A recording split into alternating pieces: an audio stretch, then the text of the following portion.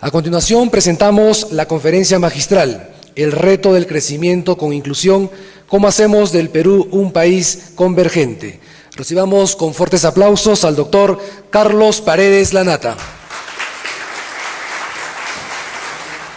Buenas noches, para mí es un placer estar este miércoles aquí con ustedes.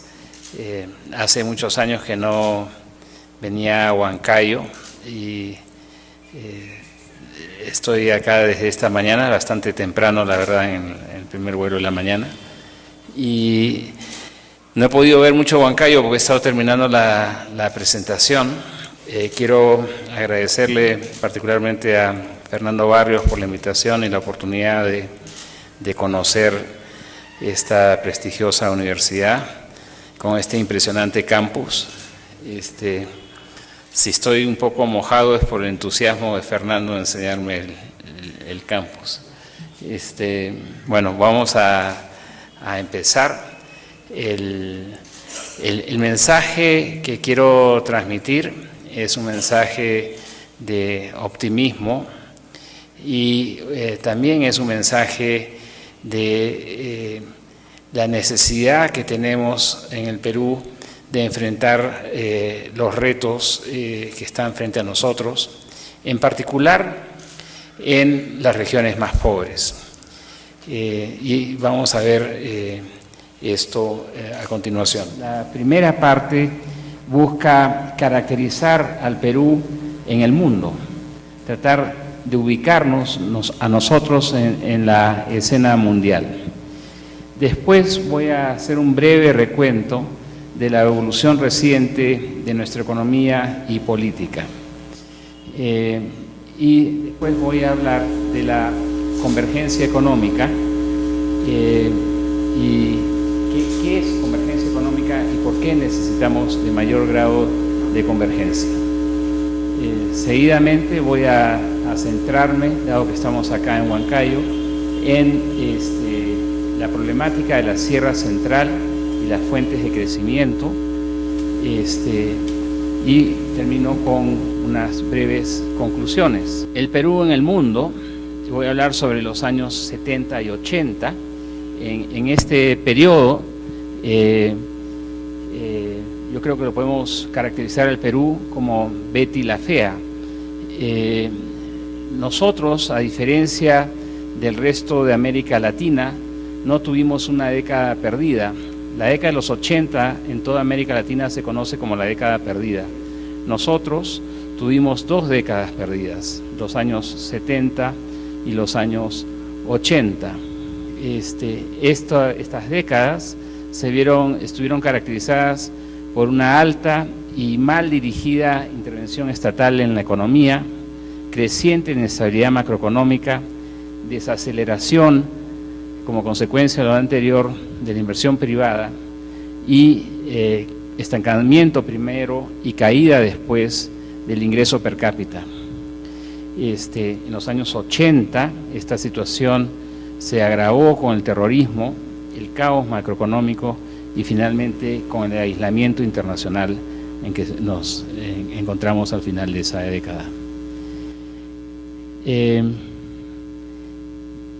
Nosotros creo que debemos entender que el Perú es una economía muy pequeña en el ámbito mundial. Somos una pulga. Al final de los años 80, nuestro Producto Bruto Interno, el PBI, que es todo lo que producimos, todos los bienes y servicios finales que producimos en un año, todos los peruanos, ¿no?, representaba el 0.1%, o sea, un décimo de un 1% de la producción mundial de bienes y servicios. Y la siguiente cifra también es impresionante. Representábamos apenas el 2.1% de la producción de bienes y servicios de América Latina y el Caribe. Es decir, éramos enanos. Pero además de ser una pulga, éramos una pulga fea. ¿No? Porque por ser chiquito no se le puede descalificar a uno, ¿no es cierto? Imagínense yo descalificando a los chiquitos, no tendría sentido, ¿no? Entonces, el problema con nosotros es que además de ser chicos, muy chicos, éramos pobres, porque se puede ser chico y rico. Nosotros éramos chicos y pobres, con mucha desigualdad. Estábamos estancados, es decir, no crecíamos y estábamos aislados.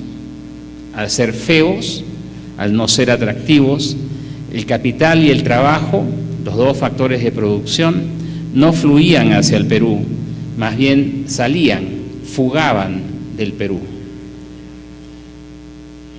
Perdón. Acá ustedes ven, esta es la caída en el ingreso tendencial, en el ingreso per cápita de los 70 y 80. Disminuimos, mientras que el resto del mundo crecían, mientras que el sudeste asiático se disparaba, y se conocen como los tigres asiáticos, ¿no es cierto?, por el salto que dieron en esa época, y de ahí el nombre, el salto del tigre, que ellos dieron en esa época. Mientras que ellos crecían de esa manera, nosotros nos estancábamos y reducíamos. Esto cambió a partir del año 90, y los últimos 20, 22 años hemos visto otra historia, y ya no es Betty la fea, sino es Betty promete, ¿no? El ordenamiento macroeconómico, el restablecimiento de una economía de mercado, la reducción de la intervención estatal, la reintegración del país al sistema financiero internacional, el dejar de ser unos parias, la apertura al mundo, la reducción de los aranceles, nos permitieron crecer y recuperar el tiempo perdido. Y acá ven la tendencia, la línea de tendencia en este periodo. En los últimos 10 años, el Perú ha liderado el crecimiento de la región y hemos, por lo tanto, mejorado nuestra posición en la distribución mundial del ingreso. Esto se llama convergir. Estamos convergiendo hacia niveles de ingreso más altos de los países desarrollados. La tabla de aquí nos permite ver, sin embargo, que a pesar del éxito de la década pasada, el Perú sigue siendo una economía pequeña. Ya no somos el 0.10% de la economía mundial, somos el 0.25% de la economía mundial. Un cuarto de un 1%. Ya no somos el 2.1% de América Latina y el Caribe, ahora somos el 3%. La verdad que yo no había interiorizado cuán chiquitos éramos en América Latina. Sí conocía la cifra, y bien, porque la repito hace años, de lo cuán chicos somos en el mundo, pero como que me sorprende, me duele ser tan chiquito con mis pares latinoamericanos. Otra forma en que ustedes pueden ver esto, y es bien fácil, es el Perú tiene el 0.25% de la producción mundial y tiene el 0.43% de la población mundial. Si tuviese la misma participación en el producto que su población, tendríamos el ingreso per cápita del mundo. Pero como tenemos menos participación en el producto que nuestra participación en la población mundial, ¿no?, nuestro ingreso per cápita es menor que el promedio mundial. Y además de ser pobres, somos desiguales. El coeficiente Gini, que los economistas aquí lo conocerán, es un coeficiente que mide la desigualdad en el ingreso. Es un coeficiente que va entre 0 y 1.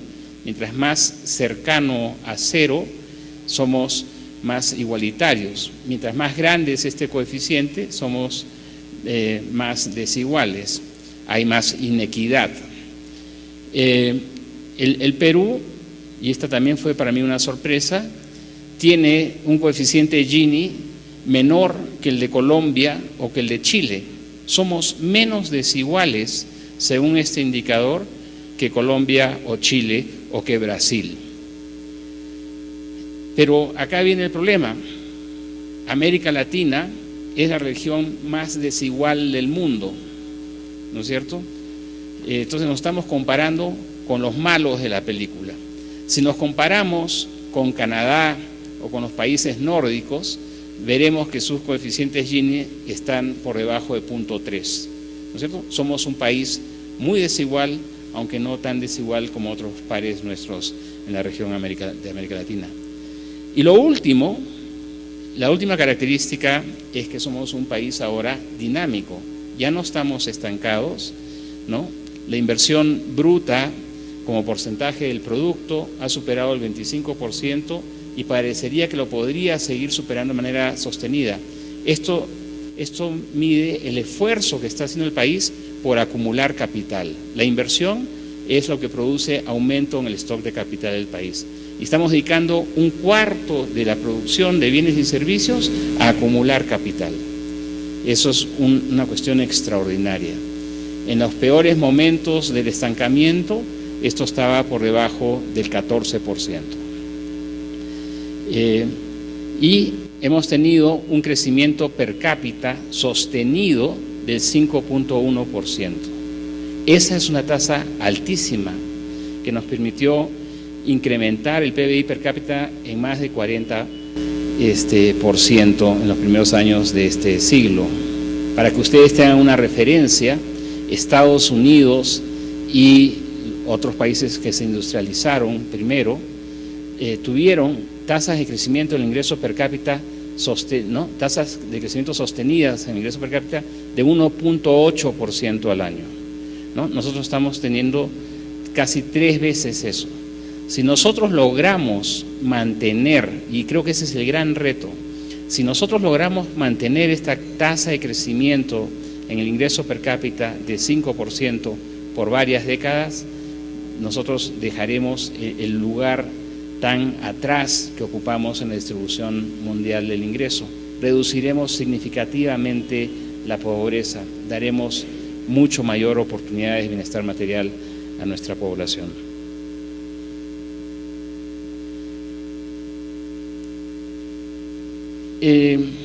Estos son las cifras del éxito. Entiendo que estos se los van a repartir o que van a tener acceso. Esto mide el crecimiento en el PBI acumulado en América Latina. Los rojos somos nosotros, el país más exitoso de América Latina. Vemos la reducción de la pobreza, como les dije. Aquí el éxito ha sido espectacular.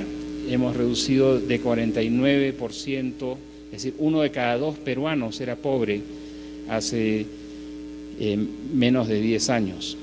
Ahora es un poquito menos de 1 cada 3. Hemos reducido en 1/3 la pobreza. Eso es un logro espectacular. Y lo mismo, hemos reducido la pobreza extrema en 1/3 en 5 años. Estos son logros que no son fáciles de repetir. Pero la distribución del ingreso sigue siendo desigual. Esta es la participación en el ingreso nacional del quintil más alto, del quintil más rico, el 20% de los peruanos que ganan más, ¿no? Ellos tenían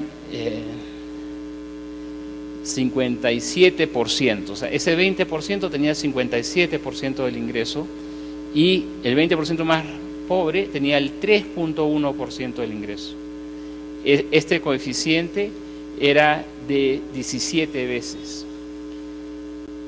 En el 2009, la participación de los más ricos se había reducido y la participación de los más pobres había aumentado.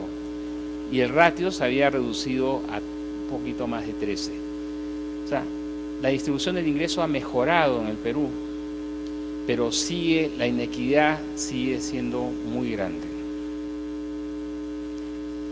Y si vamos a la política,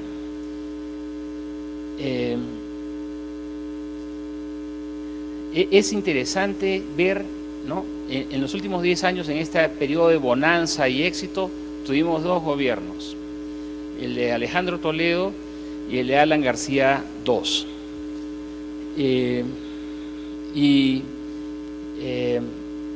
Los dos tuvieron muy buen récord económico.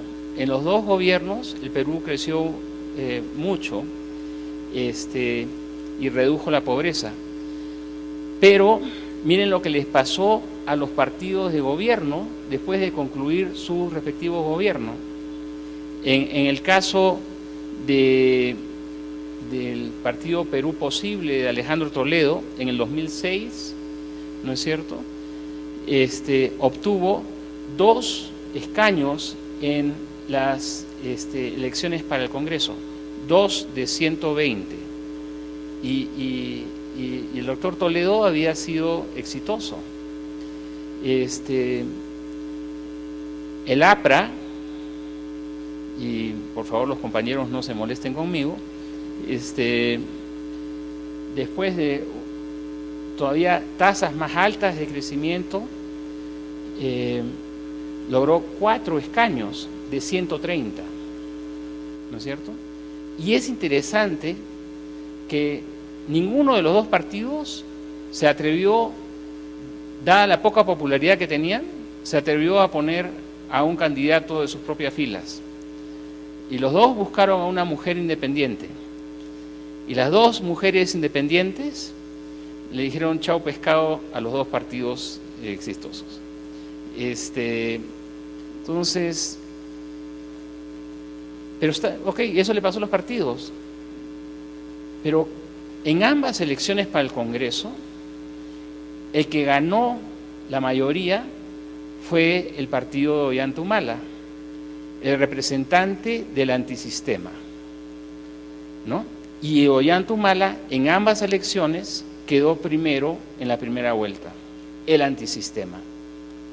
Y la pregunta que uno se tiene que hacer es cómo la estrella de América Latina, el milagro peruano, ¿no?, cómo su población vota mayoritariamente por alguien que representa el cambio, el rechazo a ese sistema. Y lo único que como economista no puedo pensar es que los peruanos no somos racionales, que somos estúpidos o que nos equivocamos sistemáticamente, ¿no?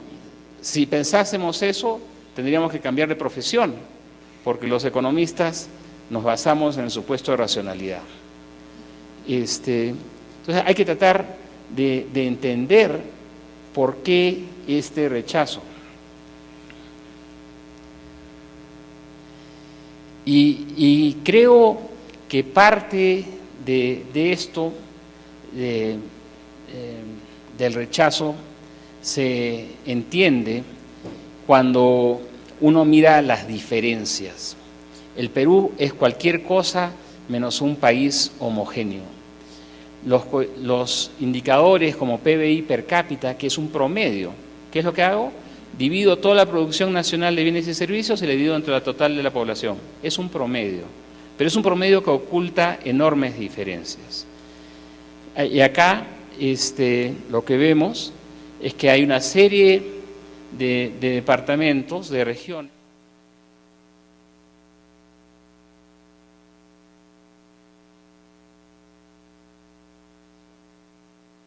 ¿no? Y aunque había habido en esta columna, se ve cuánto se había reducido la pobreza en puntos porcentuales, ¿no es cierto? A pesar de esa reducción en la pobreza seguía siendo muy alta, ¿no es cierto? A pesar de los beneficios del crecimiento, habían menos pobres en Puno, habían menos pobres en Huancavelica y en Apurímac, pero todavía habían muchísimos pobres, ¿no es cierto? Eso de alguna manera llevó a un rechazo en el sistema, al sistema.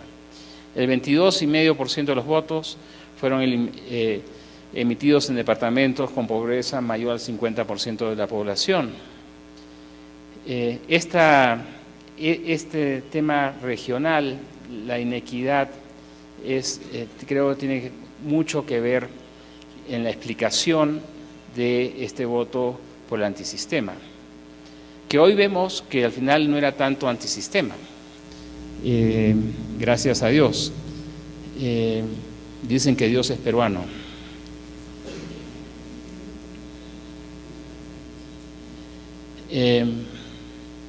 Y acá quiero compartir con ustedes una reflexión. Hay algunos analistas entre ellos yo, que señalan que reducir la pobreza es lo más importante, ¿no es cierto?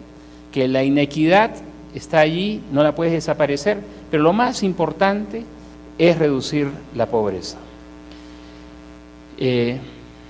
Pero claramente reducir la pobreza no es suficiente.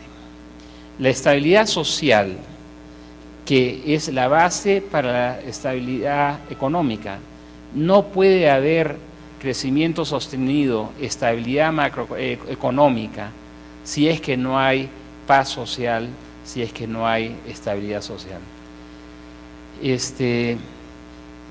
Lograr estabilidad social en nuestro país requiere enfrentar y disminuir también las grandes diferencias económicas que existen entre las regiones y entre los grupos socioeconómicos.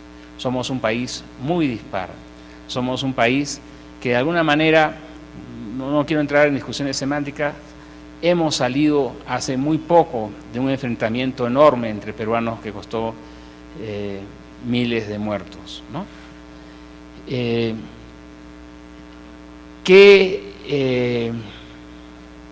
¿Por qué nos debe preocupar a los que nos encargamos de política económica, a los que analizamos política económica, el tema de la inequidad y no solamente la pobreza? Por una razón muy sencilla, porque a la gente, por los que emiten los votos, sí les importa. Esa es la razón, ¿no es cierto? El bienestar, creo que ustedes podrán estar de acuerdo conmigo, que el bienestar de un individuo no solamente depende de cuánto consume ese individuo y de cuánto tiene, sino de cuánto consume y cuánto tiene en relación a sus pares, ¿no es cierto? Oye, me compro un tico, estoy feliz con mi tico, dejo de usar el micro, ¿no? Pero mi vecino al día siguiente se compra un Mercedes, no voy a estar tan contento, ¿no es cierto? Y voy a decir, algo no funciona, porque está en la naturaleza del hombre el estar comparándose. Esta sed de justicia, esta sed de decir, oye, seamos solidarios, o envidia, llámenlo como quieran, la discusión es semántica, lleva a que, a pesar de que la pobreza se reduzca, la sensación de que el resultado no es justo para mí, porque aunque yo estoy mejorando mi nivel de consumo, no lo estoy mejorando tanto como el resto, tanto como los limeños, tanto como los del nivel socioeconómico A. Eso lleva a que yo diga, este sistema no me gusta y voto por el antisistema. Y lo que nosotros necesitamos para convergir a tasas de crecimiento de países más desarrollados que nosotros es que este sistema esté aquí por muchas décadas. Hay que perfeccionarlo, hay que hacerlo incluyente.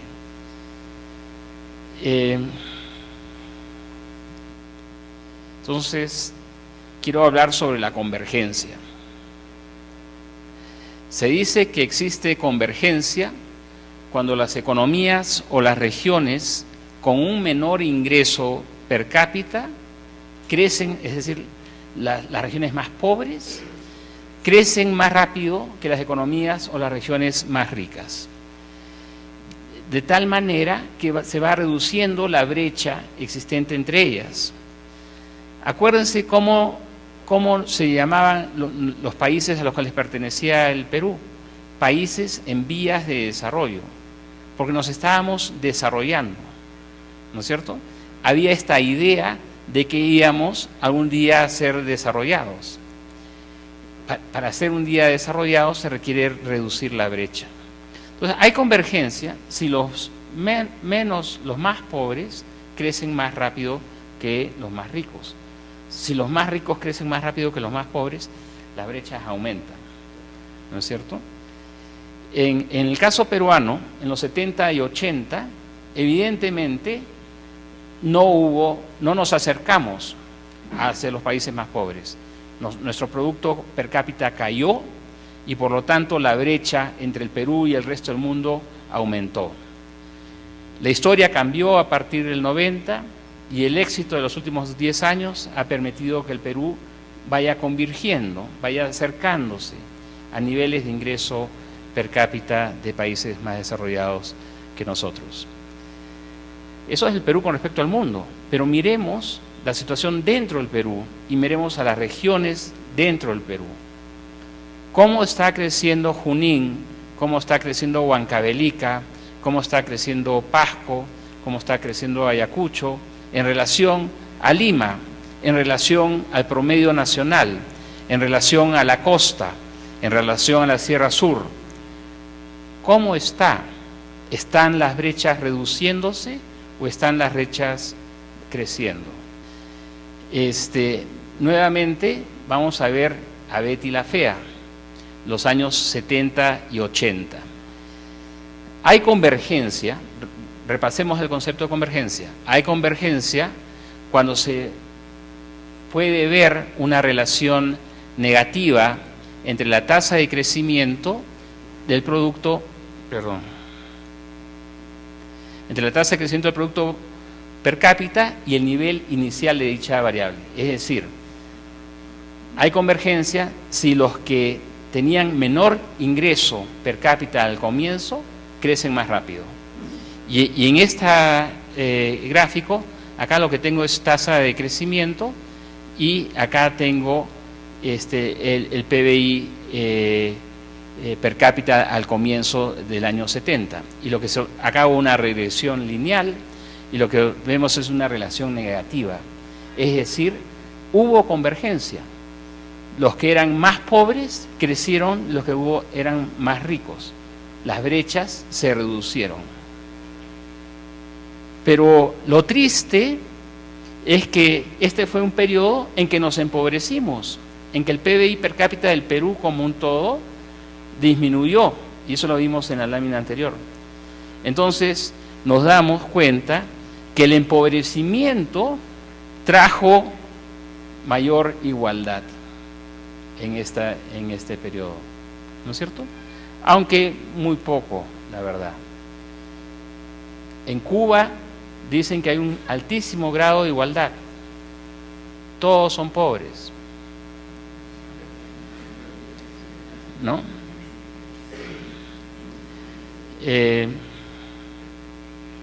Veamos los 90, Betty la que promete.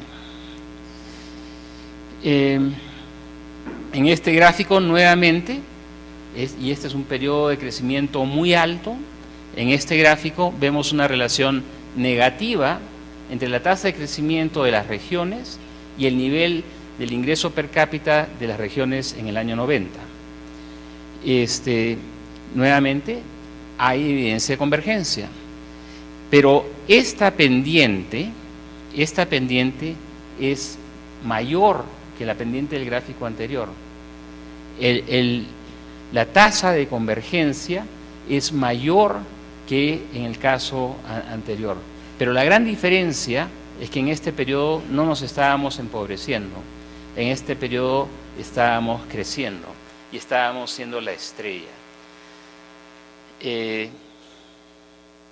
Entonces, la verdad que el modelo es un modelo que midámoslo con los datos de convergencia, midámoslo con los datos de Gini, midámoslo con datos de participación en el ingreso nacional, hay una mejor distribución del ingreso y en términos regionales también habría una mejora.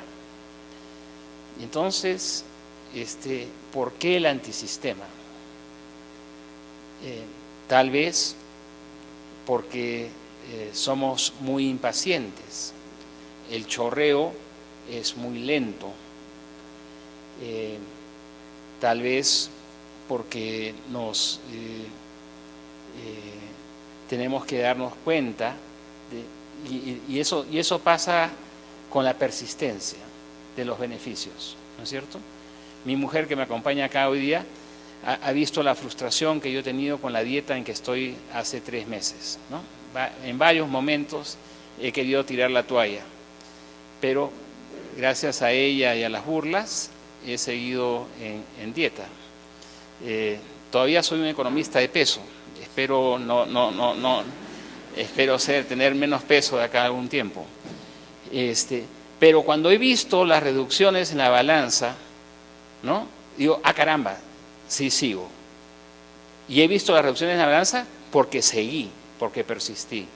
Entonces yo creo que en este quinquenio del presidente Humala, con las señales que está dando en términos de persistir en el modelo, nosotros podremos ver que cada vez más peruanos constatar los beneficios que esto trae.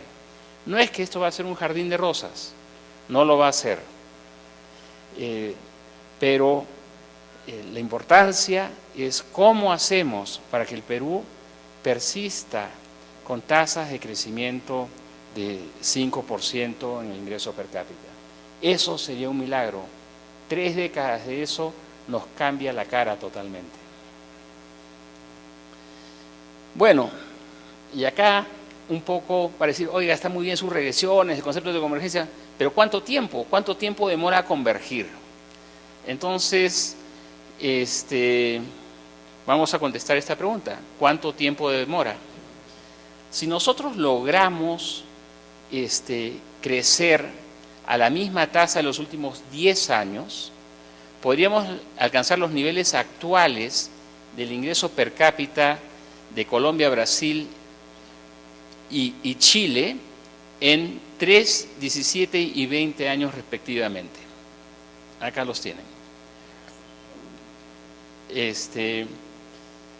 Chile 20 años, Brasil 17, Colombia 3. ¿No es cierto? Si seguimos creciendo a las tasas más altas de nuestra historia. O sea, va a tomar un montón de tiempo. Yo me acuerdo de la fijación que tenía el presidente García con Chile, ¿no? Yo supongo que a Fernando lo debe haber fastidiado varias veces con las comparaciones con Chile.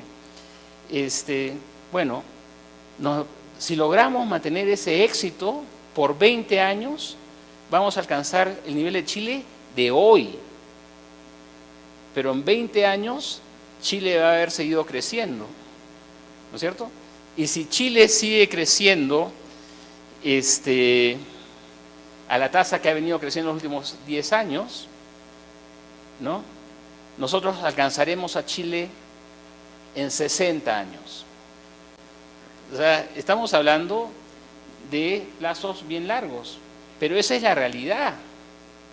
Cualquier otro que le vaya a contar otro cuento, se trata de un cuento chino.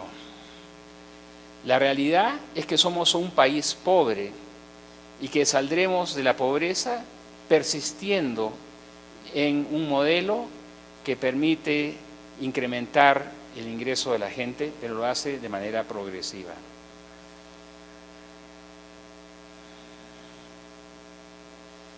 Habiendo visto el tema de Perú en el mundo y algunas reflexiones, quiero ir muy rápido sobre la Sierra Central y las fuentes de crecimiento.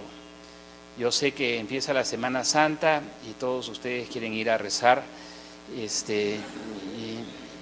no quiero interrumpir sus labores.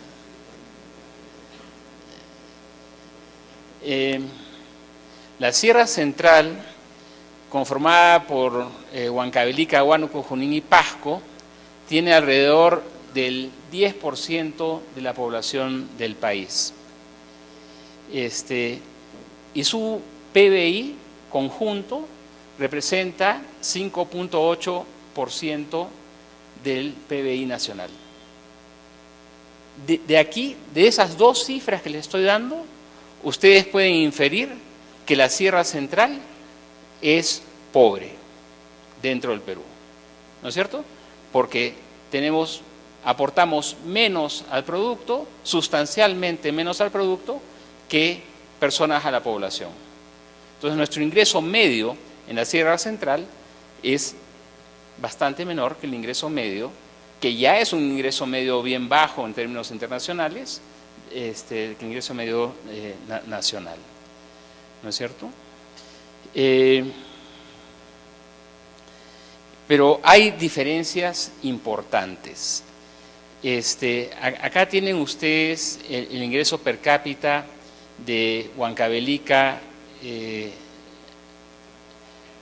Huánuco, Junín y Pasco, Lima y el promedio nacional.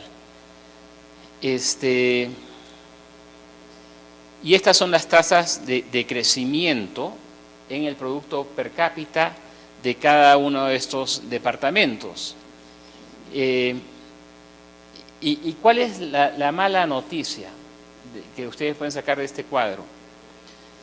Que las tasas de crecimiento de Lima y nacional son mayores que las tasas de crecimiento de los departamentos de la región Sierra Central.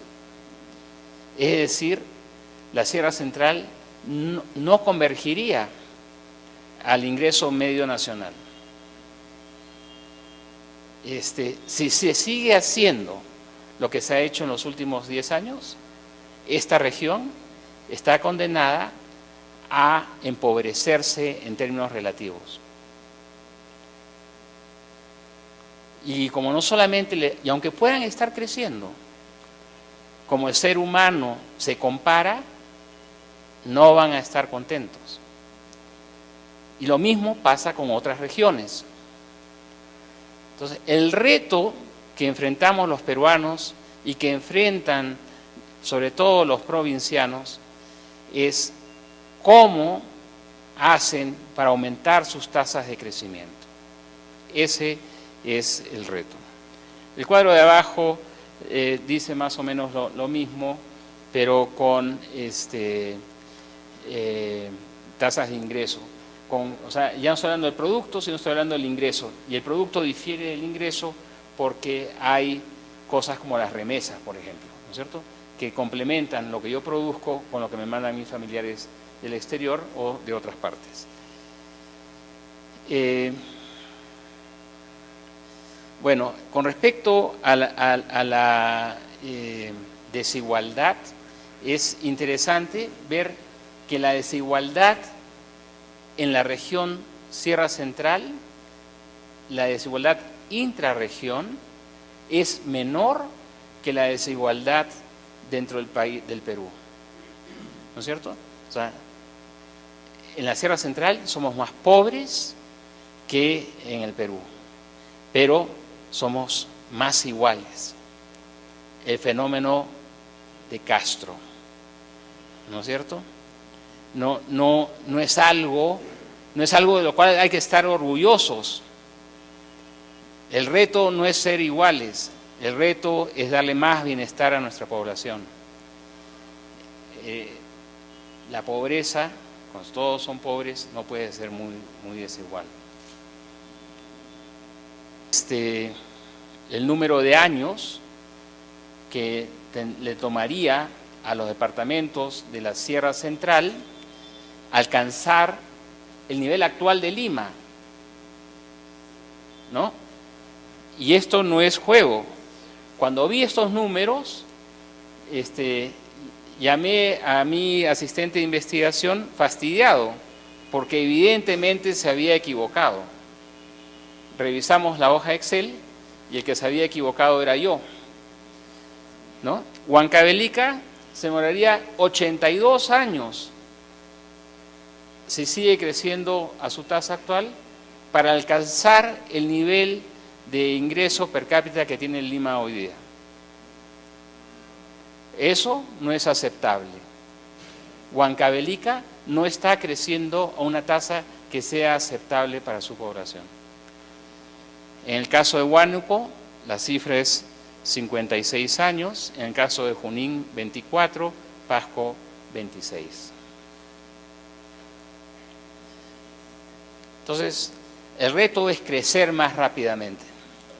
Y acá lo que quiero es simplemente señalar cuáles son las fuentes del crecimiento. Y nosotros los economistas, como deben saber los economistas que están acá, decimos que el producto es una función del capital, del trabajo y del conocimiento, ¿no?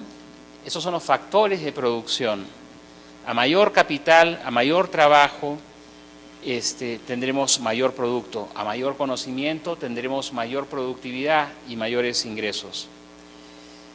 El reto, según la teoría moderna del crecimiento, es acumular capital físico y capital humano, conocimiento. Ese es el gran reto. Eso es lo que permite que el producto o el ingreso crezca. Entonces, para repasar rápidamente cómo estamos en capital físico y capital humano en la Sierra Central. Infraestructura vial. Es conocido que las inversiones de infraestructura contribuyen a un mayor crecimiento, generan externalidades positivas que fomentan la inversión, facilitan la inversión y esto a su vez contribuye a mayor crecimiento y de hecho mejora la productividad. Mayor infraestructura vial permite integrar a las regiones, permite que las regiones converjan. Nosotros vemos que en el caso de estas regiones, ¿no? Huancavelica tiene el 3.9% de la red vial, Huánuco 5.9%, Junín 4.3%. Estas participaciones son menores que la participación del espacio que ocupan estos departamentos en el territorio nacional si es que excluyo Loreto, ¿no es cierto? Hay subinversión en infraestructura vial en esta región. El caso contrario es el de la telefonía celular. La telefonía celular ha tenido una penetración brutal en el Perú y en todo el mundo en los últimos años. Es un cambio tecnológico que ha permitido integrarnos. En el Perú, entre el 2000 y 2010, pasamos de una penetración de 5% a 98%. Es decir, en el 2005 de cada 100 peruanos tenía celular. Hoy día 98. Hay 98 celulares por cada 100 peruanos. Eso, sin esa revolución tecnológica, no se hubiese dado nunca. En el caso de Junín, la densidad es 86, altísima.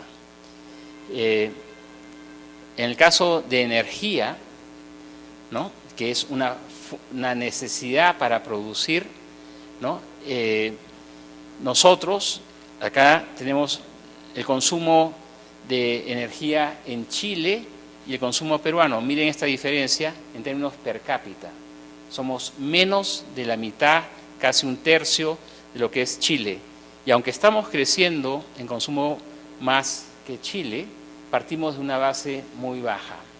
Hay que invertir en generación, en transmisión y en distribución de electricidad. En el caso de Junín tenemos un nivel de consumo de 751 kilowatts hora per cápita, ¿no?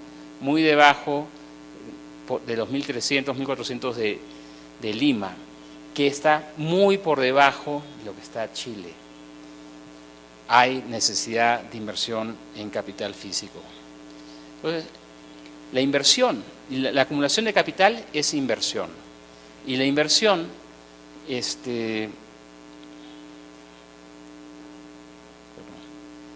la inversión Desgraciadamente no hay datos de inversión total, pública y privada por departamentos. Lo único que tenemos es datos de inversión pública. Y la verdad que la inversión pública en la región es relativamente baja, ¿no es cierto? Acá tengo los indicadores de inversión. La inversión pública de los últimos 2 años ha sido 0.9% del PBI. Eso es todo lo que han invertido los gobiernos regionales en estos 4 departamentos. Es bastante pequeño si lo medimos en relación a casi el 6% del Producto Nacional que se produce en esta región del Perú. Capital humano, y con esto termino. El capital humano, lo podemos ver, hay varias entradas a ver este problema. Usualmente la gente se centra en educación. Ustedes están acá incrementando su capital humano, no en esta charla, en la universidad, ¿no es cierto? Espero que con esta charla también, pero ¿qué es lo que ha pasado? Acá ha habido un enorme avance en la región en términos de la reducción en las tasas de analfabetismo, en el aumento de la cobertura de la educación, y conocemos los problemas que hay con la calidad de la educación, ¿no es cierto? Pero en el caso de la Sierra Central ha habido un progreso significativo, sobre todo cuando lo comparamos con los años 60.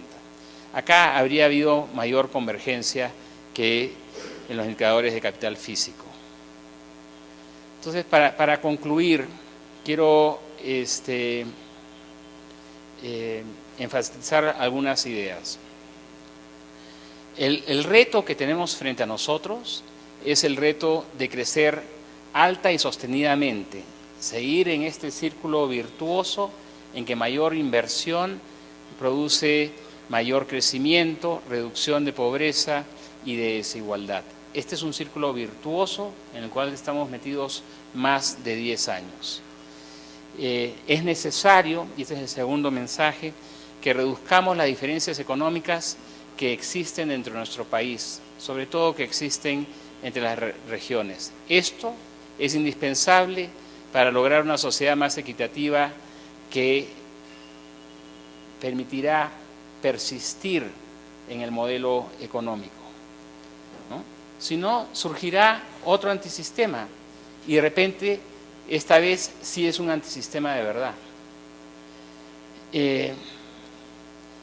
Necesitamos destinar mayores recursos a la infraestructura y al capital humano, sobre todo en las regiones, en las provincias.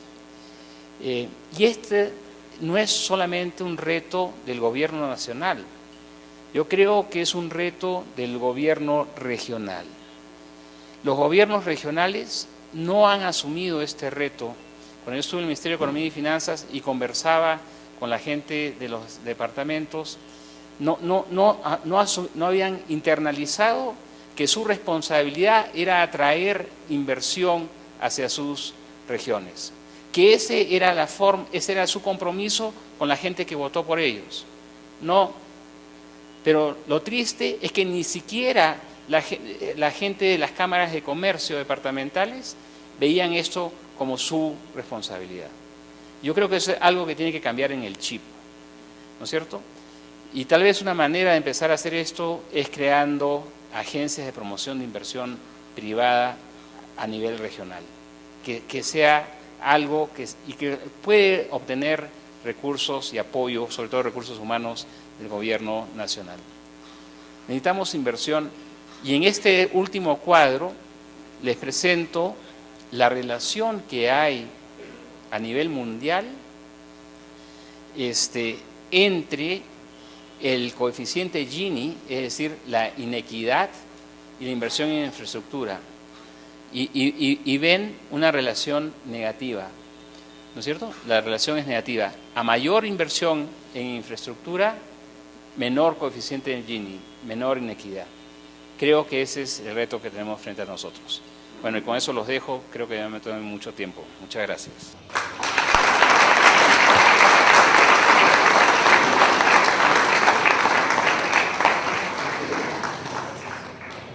la Universidad Continental agradece a nuestro expositor distinguido, a cada uno de ustedes por haber hecho posible la realización de esta primera conferencia magistral de la Universidad Continental. Muchas gracias y hasta una nueva oportunidad.